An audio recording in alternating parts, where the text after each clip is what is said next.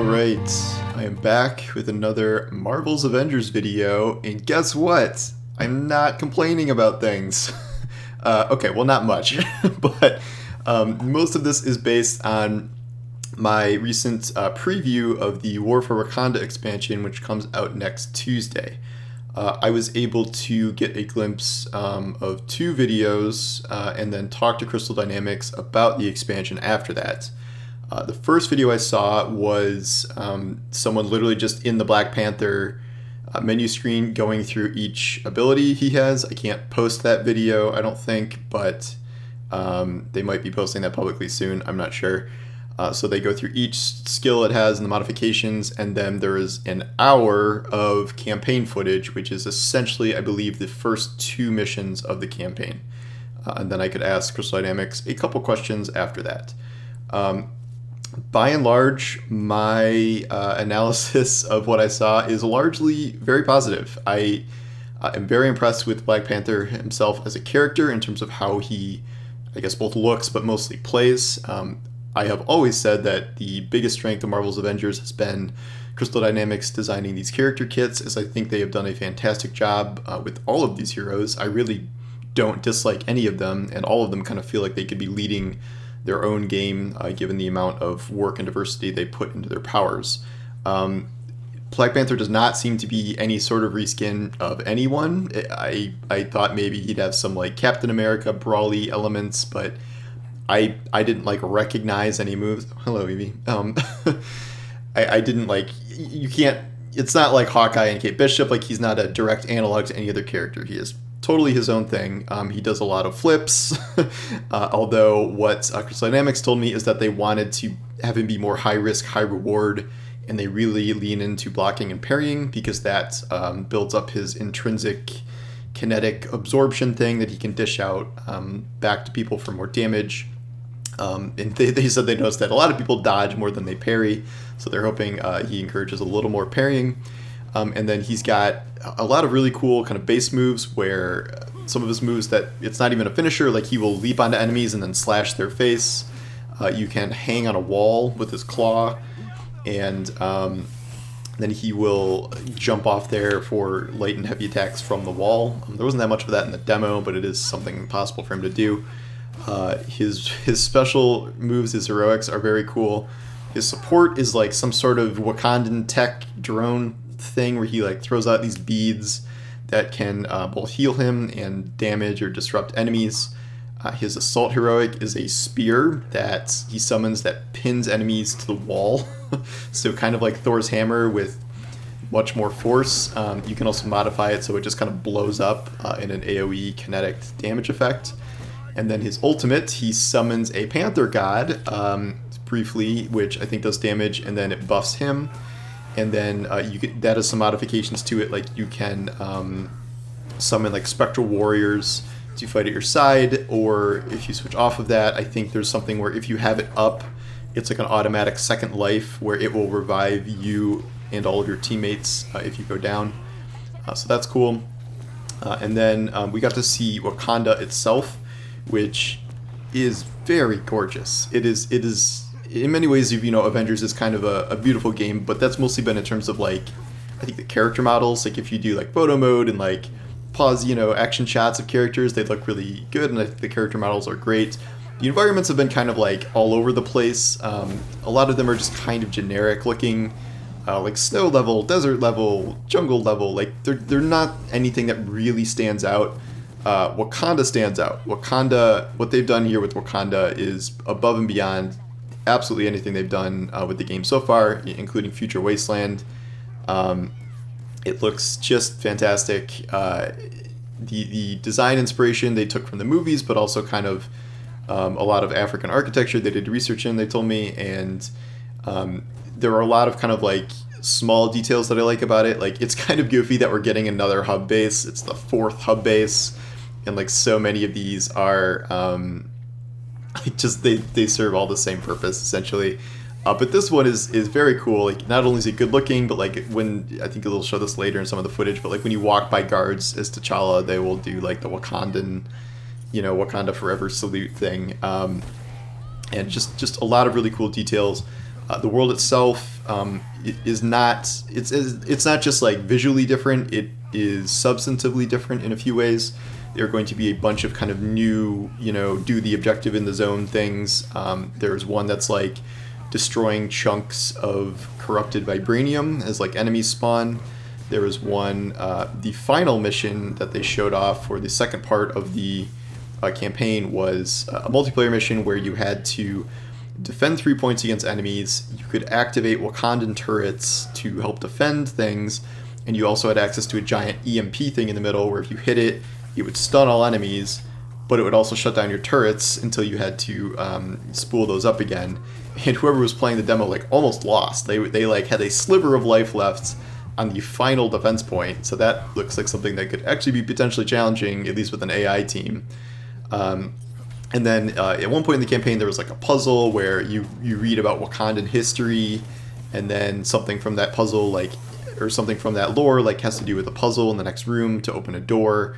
I don't know how many things are like that here, but it does seem to be kind of interesting new mechanics we haven't seen before. Other new stuff would be new enemies. There aren't a ton, and it seems like they're going to be really relying on a couple in particular. It's all Claw soldiers, so Claw has these dudes who have like giant axes that can get kind of like overshields or overcharged or something if they get in like kind of, I think it's like corrupted vibranium power if they get worked up. There are these sonic disruptor guys that have drones that you have to kill. There are two new damage types. I don't remember what they are off the top of my head. It's like sonic and vibranium or something, but you can kind of blast through these guys' defenses easily if you have those effects on your characters, and these effects will drop from new perks that you'll get in Wakanda and new set gear and things like that. We'll see how that works in practice, but yeah. And then two new bosses, if they're not hiding any secret ones. So we now have confirmation that the other boss besides Claw is Crossbones. In the footage I saw, there was a Crossbones boss fight that I don't know how impressed I was with it, because it seemed like a Taskmaster type of thing where he doesn't really move from like a 10 square foot area, and he does seem like kind of a reskin of one of the heavy Reapers that we've already fought, with some new moves here and there, but he's not like mechanically that complicated. He's like just sort of the dude that you just beat in one spot. For that campaign mission, like you would beat him down and he would get stunned, and then he would disable a shield on a nearby tank that you had to like blow up while he was stunned. Then you go back to fighting him, and you didn't even end up killing him. He kind of ran away. So maybe there's like a more advanced fight with him coming later. Sliding down the enthusiasm scale a little bit, or an expectation scale. Well, this is the biggest expansion. Crystal Dynamics confirmed to me that the actual story content here is probably the same length as what we've seen from the Clint and Kate story content. So despite having all these new characters like T'Challa and Shuri and Oke and people like that, it doesn't seem like the actual campaign is going to be longer than what we've seen from kind of the past campaign editions with these really pretty short, I'd say it's between 60 minutes and 2 hours campaign things from Kate and Clint. They said that the total campaign time is now 25 hours if you're including all the story content. It's kind of a weird way to phrase that, but that to me seems like kind of hiding that this, like I hear people saying like, oh, this is like 8 hours of campaign or so. I don't think it's 8 hours of campaign. I don't think it's that at all. With that said, there is going to be more activities added because Wakanda is an entirely new zone. So there's going to be new threat sectors, new drop zones, new villain sectors involving the new villains. And then later, not at launch, there's an Omega level threat. There are not new vaults or hives, which I guess makes sense, because why would AIM have hives in Wakanda and why would SHIELD have vaults in Wakanda? But it is, kind of missing those two types of missions. I am a little skeptical of any significant changes to kind of loot or the endgame here. They did say that in addition to kind of the new damage types with set items, there were going to be some new perks added, though they didn't tell me what they were. And there does not really seem to be anything changing fundamentally about loot at its core, or really the process to get loot, from what I can tell. I know they're doing some like UI changes, like they're laying the groundwork for like actual loadouts, and you can lock items and stuff, so that is good from a kind of gearing perspective. And yet kind of the core of how loot functions in this game, like there's no grand loot rework coming here, even though that really seems like what the game needs. I do not know if the structure of farming is changing really. They didn't kind of give any indication that was happening, even though I tried to press them on that. So this is kind of the problem where like I feel like the Wakanda Black Panther content will be good. I think Black Panther will be fun. I think Wakanda is going to be a gorgeous zone, but if you're again looking for this to be your live service looter, I think we are still going to run into the same kind of endgame problems of like, is this fun to farm and gear up and stuff like that?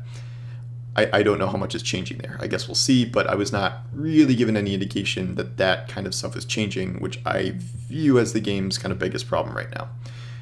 In terms of post-Wakanda stuff, I, again, tried to press them on this a little bit because after this happens, pretty much everything on the roadmap that they've issued is done. And last time I talked to them, they said when they issued a new roadmap, it would be a actual full roadmap. They're not just going to add like a new section onto the old one. I do not know if like Black Panther has to perform at a certain level to get them to get the green light for that.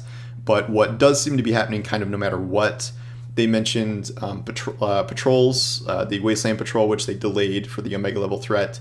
That's still coming. The Omega level threat for Wakanda is coming. And they confirmed that Spider-Man is coming this year. They did not say anything besides that, and they did not confirm when a new like full roadmap is coming, but they said outright Spider-Man is coming this year. So we will, see how that works out. Again, that is only for PlayStation players. This is really the reason I bought the game on PlayStation, which I guess was the goal, but prepare for a giant bit of pushback when that happens, and one of the rare new characters the game gets is going to be only on one platform. Another reason, I suppose, why we can't have cross-save. Sony. Ugh, okay. Anyway, I am very much looking forward to this expansion. I do not know if this will, like, save the game. This does not seem to be, like, an expansion on the scale of something like a Reaper of Souls or a Taken King, for Destiny. Like, I don't think it is that level of big, and yet what I think it is adding, I think Black Panther looks really fun. I think Wakanda looks fantastic. I just don't know if kind of the truly substantive long-term, you got to keep playing this past beating the 3-hour Wakanda campaign or whatever is going to be there. So, but it's free. I mean, it's kind of crazy it's free, like given the monetization model for this game is like questionable. Like you can really just not spend it. Like you could buy this game on sale for $20 now and then everything else is free.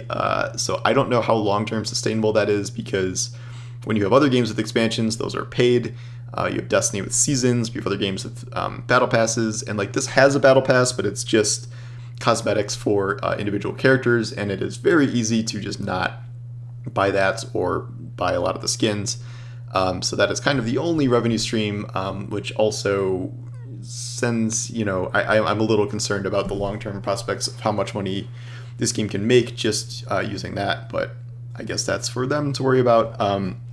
We will see what happens. So at the very least, this launches next week, looks to be solid, and then Spider-Man before the end of the year.